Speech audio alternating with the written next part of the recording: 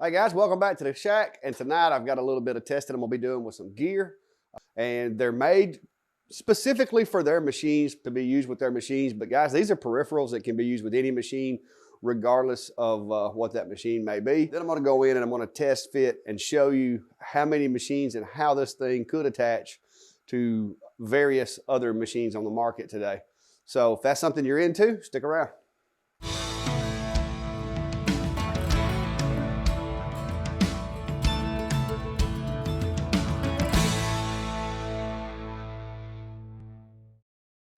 All right, guys, so the main thing that makes this little camera mount pretty versatile, in my opinion, is this little bracket. Like I said, it's detachable.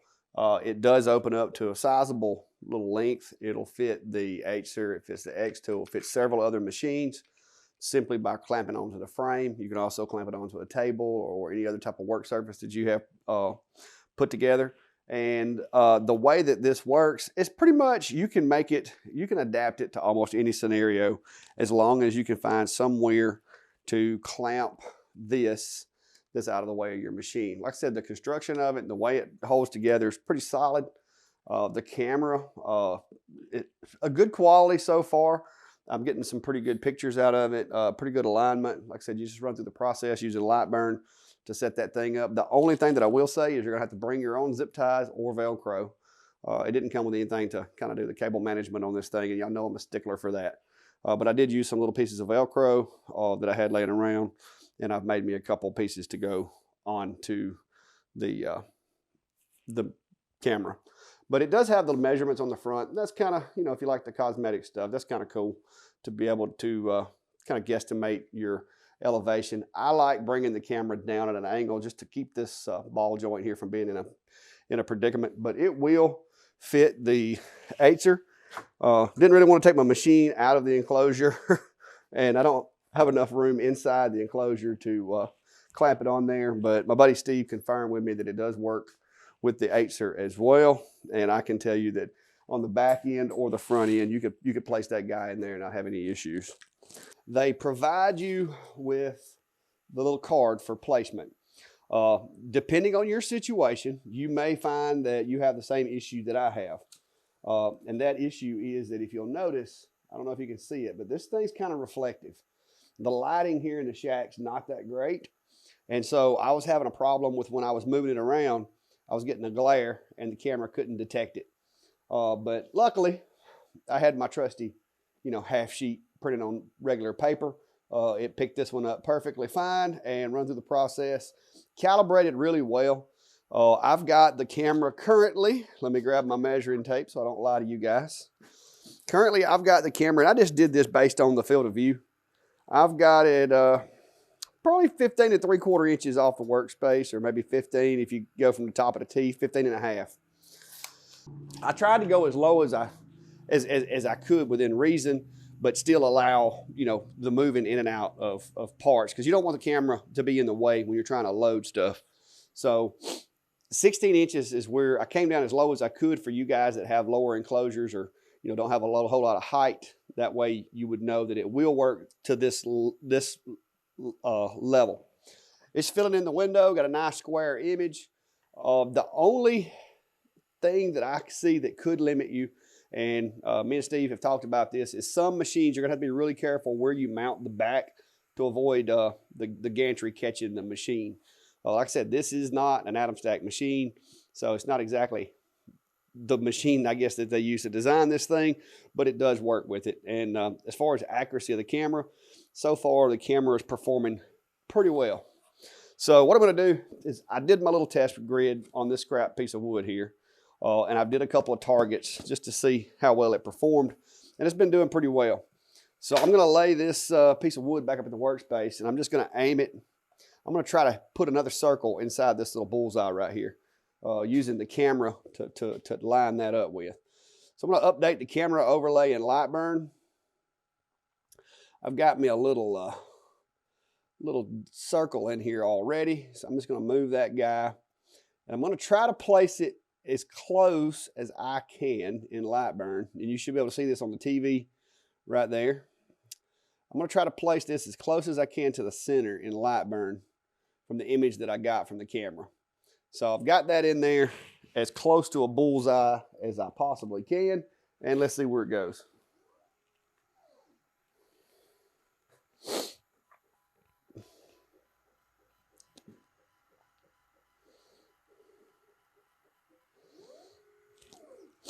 All right. So not bad performance at all, guys. You can see right there, it did hit the center of where I was aiming. Of course, there's going to be some variables because it is, like I said, these things are not 100%. And I know what you're thinking. Well, that's great. That was the center of the work area. Most all cameras are accurate in the center of the work area, and I would agree with you. So what I'm going to do now is I'm going to put it over here, and I'm going to aim for this 4 over here in the lower left corner, and I'm going to try to put that dot in on that 4. Just a little target practice with this camera, just to see what it's capable of, so that you guys know what it's capable of, and you can kind of weigh that into your decision making. But I'm going to try to cover up the part of the 4 that's in the center there. So here we go.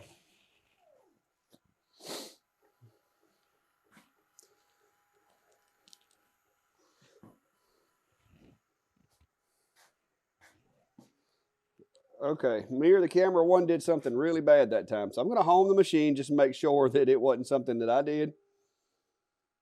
And I'm going to send it again.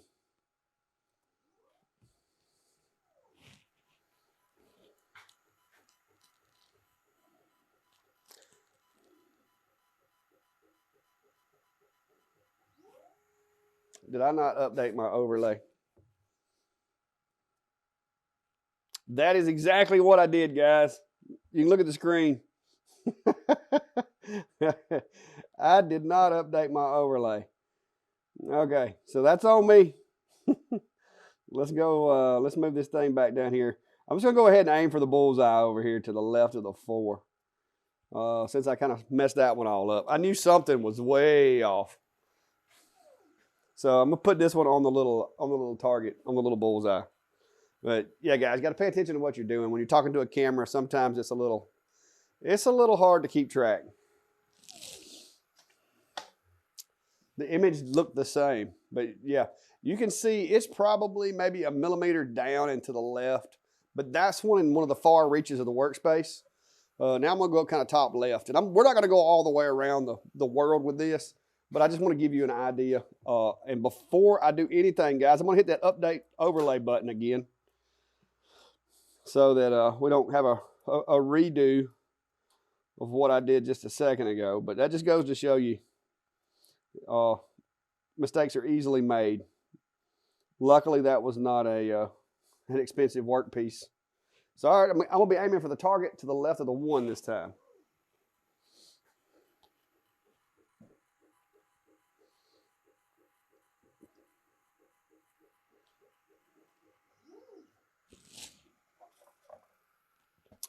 All right, and that one looks like it's pretty dead on, guys. I mean, that's really good.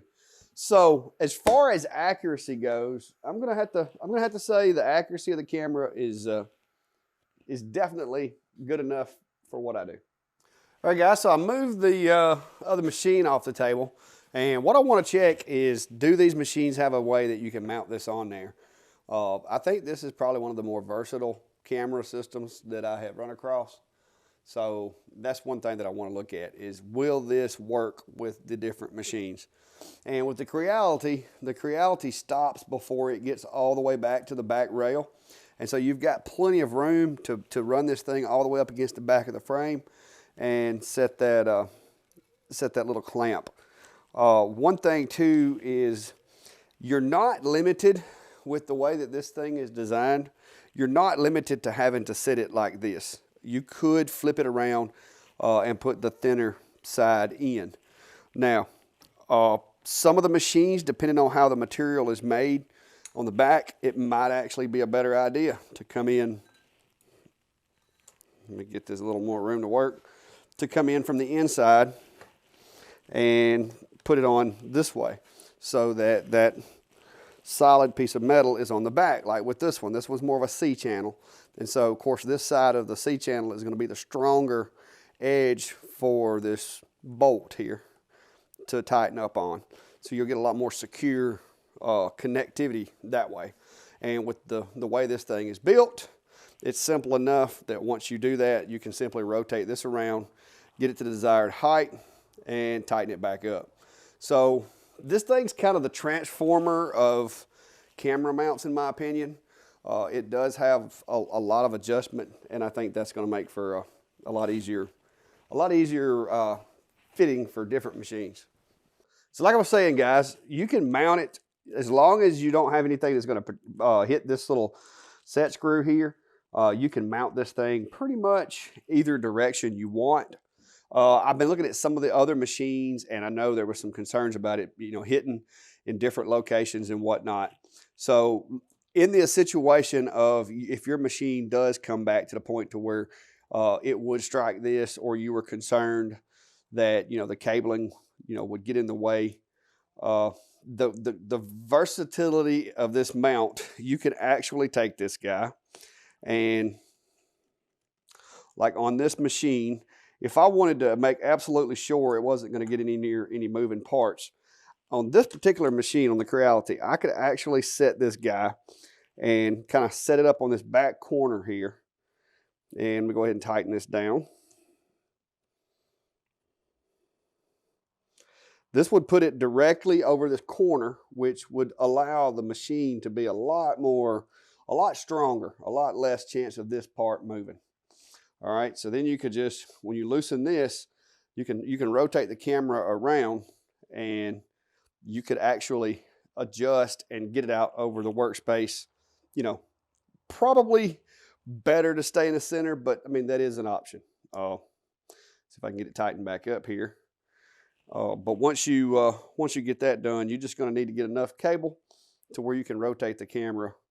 And if you'll watch here on the computer screen, you can see that I've got it to where it can see the work area. So you would need to refocus, recalibrate everything, but that would get you over here away from everything. There's nothing that's going to get in the way of hitting the camera. So the flexibility of being able to mount it in different places, that's pretty neat. You could, on some machines, maybe mount it on the side, but most of them you're not going to want to do that because there's too many moving parts over there. But with the Creality, I can say for sure that it mounts in the center really easy. Like I said, all you've really got to do is bring this guy in here, press it up against this back piece, tighten down the little clamp here, and then you can either loosen this if you want to make sure that your little measurements are on the front, or you can just rotate it as it is here, adjust everything, get your camera trued up and squared, and run your calibration. So that's pretty impressive. That's pretty easy. All right, guys, the next machine that I'm going to be testing this with is my old trusty XTool D1. This is the pre-pro. This is just a D1 standard. The one thing that you're going to have to watch with this one is going to be your cabling, because you do have the cables that run along here. So this is one of those situations. I'm going to kind of place it here, and I'm going to pull the gantry as far back as it goes, just to kind of gauge where to clamp this thing down, because I don't want to impede the gantry. So I'm just going to leave the gantry all the way back and tighten this clamp. But I am getting a little off the center, just because I want to be abundantly cautious not to catch any of my cabling or anything that goes to the gantry. And I want to try to snug that down as tight as I can get it without, damaging my machine, of course. So that's pretty snug there. So once you get this part connected, like I said, even though I'm not in the center of the work area, the versatility of this mount, if you'll watch the camera over here, you can see that I can rotate and get everything squared back up, and I can still see the work area. So now I could run through Lightburn's calibration and get this guy set up, and I've got it over far enough that it's not hitting any of the cabling, so it shouldn't affect the performance of the machine, shouldn't get in the way, and I'm still getting a good picture of the work area, and nothing's going to impede me getting in and out of there. And the cool thing, I guess, is even if you raise the machine up, your camera goes with it. So it doesn't really matter if you do have to put the legs on the machine for whatever reason. You just would want to make sure that you don't move the camera, because that would change your calibration. All right, guys, just to show you one more thing for you guys that maybe your machine won't exactly fit with this guy. The cool thing about this design is, and it's going to take me a minute because I have a long way to go here. The cool thing about this design is it'll pretty much fit any thickness of material up to, you know, the total width of the clamp here, which is a few inches. But if your machine is one of those that it won't necessarily fit on the machine, or if you have an older machine or a smaller machine, which I do, and I'm going to demonstrate that, you technically could still use this, because there are some machines that don't have a frame to connect this to, and I just happen to have one of those machines. So you could even sit this thing and mount it on the table like so. It's really kind of sturdy. It's actually, I would have to say, it's probably even more sturdy because the table is given less than some of the machines do. But if you have a smaller machine but you want to still use a camera and, you know, do your engraving, this is my little Atomstack, my little P9 M40, and it's a bit of a baby, I understand, which looks like I'm going to actually have to sit this guy on the work surface to be able to use it for the demonstration here. But let's see if we can make that work. Yeah, it's a little small, I understand, but you could even take this guy and set it up in such a manner to where you could use, you know, the smaller, older machines to do engraving. And I haven't got this thing set on their level. This is not a proper setup, guys. I can't get it to sit right. But we'll put us a card under there so you can see what we're looking at. But there you go right there. I mean, it's, if you needed just like if you had an enclosure or you had a table that you worked off of and you wanted to mount the camera, then, you know, you can clamp it to the camera and do it that way. All right, guys, I hope that was informative for you. I hope you enjoyed the video. I'm going to continue to do testing on the machine. This is just my preliminary evaluation of it. Some of the pros, the cons, the good, the bad, just to give you guys an idea of what all accessories are out there. The world of lasers is everly expanding, and it's pretty amazing, some of the creativity and some of the advancements that they're making in some of the parts. And so I just thought I'd share this with you. If you haven't already, hit that subscribe button. And until next time, guys, be safe and have a good day.